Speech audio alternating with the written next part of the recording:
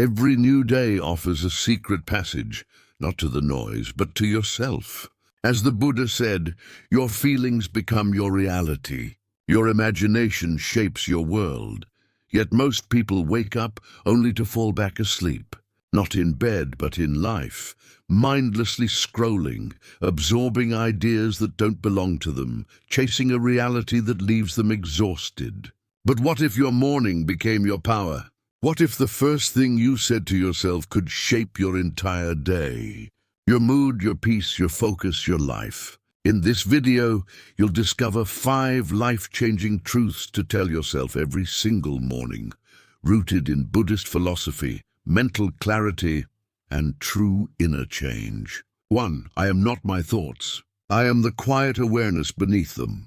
Every morning the world rushes in before the sun fully rises. Thoughts start before our eyes even open.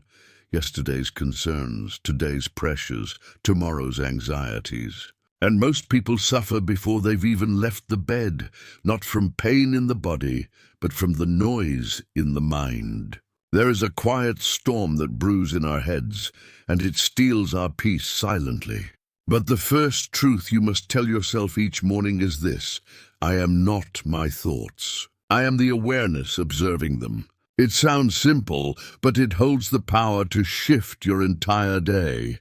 In Buddhist teachings, the mind is like a monkey jumping from branch to branch, never still. But beyond the monkey's chaos is the sky, vast, silent, undisturbed. That sky is your true self. The mind thinks, judges, predicts, reacts. But you are the one who observes. When you begin the day by identifying with your thoughts, you tie your soul to their fluctuations. If your mental state turns anxious, you experience anxiety. If your thoughts turn harsh, you internalize shame. But none of that is you. You are the space that holds the thoughts, not the thoughts themselves. This is why most people suffer before breakfast. They never pause to notice. They wake up already inside their mind, already believing the morning narrative. Without knowing it, they let their mind speak first and their spirit second. But the mindful morning is built by reversing that. Let your spirit speak first. Tell yourself, I am not these thoughts. I'm the calm observer as they flow by.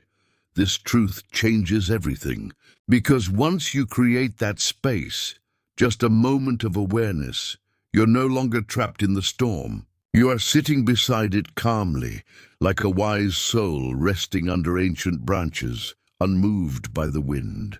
When you observe instead of react, you give yourself the gift of choice. You are not the voice in your head. You are the awareness that hears it. And the more you rest in that silence, the more power you reclaim.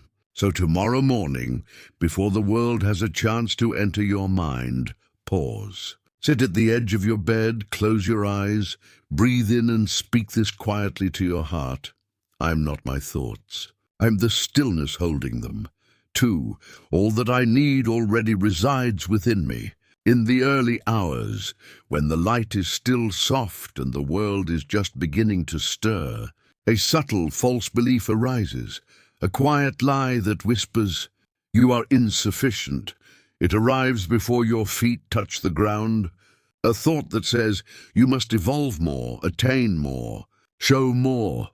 And in that moment you begin to chase. But before the first step of the day is taken, remember this truth: everything I need already exists within me. Buddhism teaches that suffering begins the moment we believe something outside us will complete us. The moment we forget our wholeness, we start grasping at accomplishment, praise, connection, confirmation.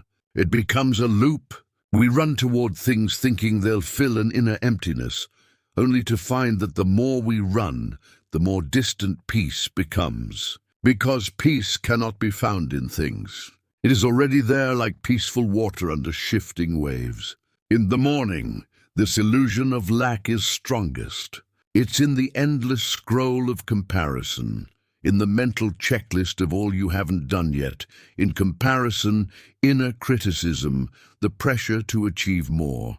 But when you pause and speak to yourself, everything necessary is already inside me, you break the spell. You return to sufficiency, not the sufficiency of ego, but the knowing of soul. Imagine a seed. From the outside it looks small, insignificant, but within it lies the potential of an entire forest. You are that seed. And yet most people forget. They seek light outside, without realizing the sun also rises within them. When you're rooted in your own enoughness, you walk through the world not as one who asks, but one who offers. You don't chase love, you embody it. You don't seek worth, you express it.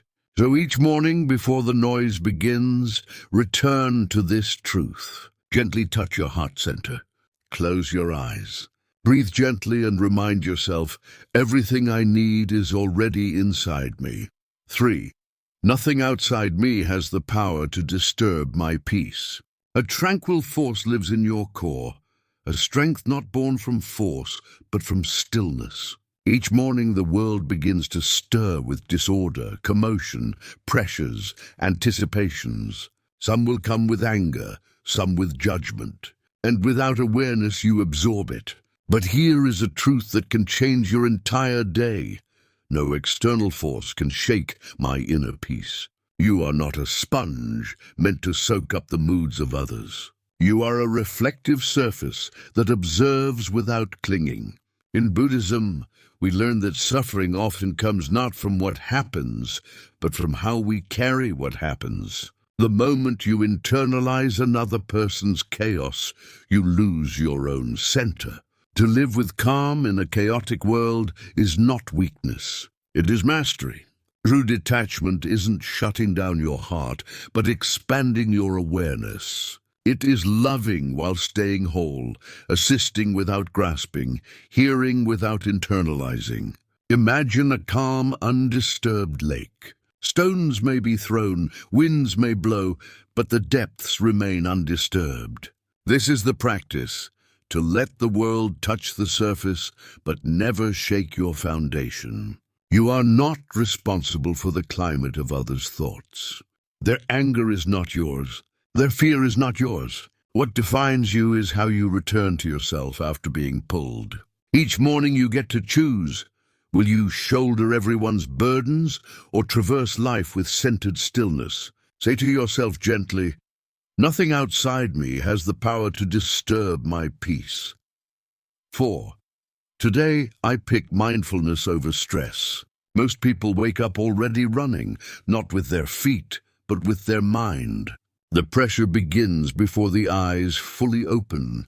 Things to finish, emails to answer, obligations standing like soldiers at the door. This is the truth to carry into the start of each day. Today, I pick being present over feeling pressured. When you rush your morning, you rush your life. You start the day not as a thoughtful being, but as a programmed unit, reacting, hurrying, checking, chasing.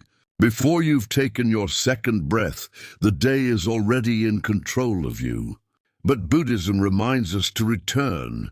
Return to your breath. Return to this moment. Because this moment is the only place where life truly lives. The Buddha once said, "The difficulty is imagining you have all the time." We often live as if life is waiting for us somewhere down the road, after the inbox is cleared, after the meeting ends. But life doesn't begin when the to-do list is done. Life is happening now. In this inhale, in this exhale, in a quiet sip of tea, in a ray of sunlight warming your skin. Pressure is often just a fabrication appearing as essential. It convinces us that racing ahead is mandatory, that handling multiple things is impressive. But pressure only pulls us away. It disconnects us from the softness of the present. Presence is your true home. It asks for nothing but your attention. No performance, no perfection, just your willingness to show up fully to what's here. So when the morning arrives, don't begin with your to-do list. Begin with a breath, a pause, a hand resting on your heart. Speak to yourself with kindness. Today I pick being here over feeling rushed. 5. I release control so life can move freely. Each morning gives you a quiet choice, to cling or to surrender. Most of us, without noticing, start the day already clinging to agendas, to anticipations, to our picture of how events should play out. But here's a truth that can gently set you free.